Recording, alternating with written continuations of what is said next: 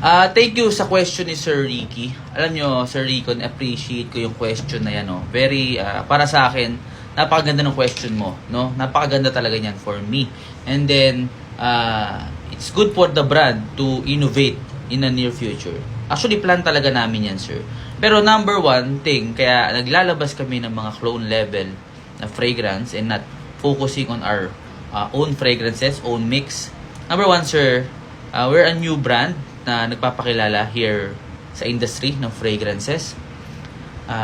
And the story behind, kaya gusto ko talaga maglabas ng mga clone fragrances kasi way back then when I was still a kid, naalala ko nga guys, kung nakakapanood ka sir ng live ko, naalala ko yung time na hindi ako makabili ng mga original fragrance like this. Hindi ko ma-afford guys, hindi ko ma-afford. Kasi high school, anong pambibili ko guys, wala akong work. No, hindi naman ako mayaman.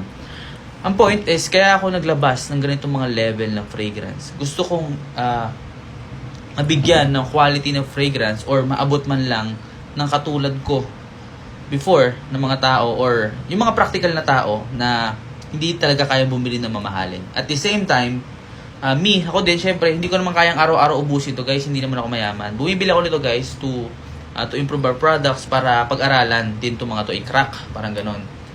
No, ako din, to be honest, hindi ko naman siya kayang araw-araw gamitin yan, no?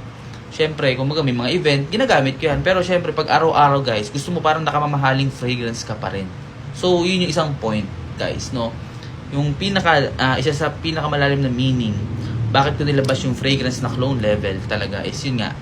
Naalala ko way back then, nang bata ako, na hindi ko kayang bumili ng ganun kamahal, mga ganito kamamahal na fragrance, no? So, thank you for that question, guys, Sir Ricky.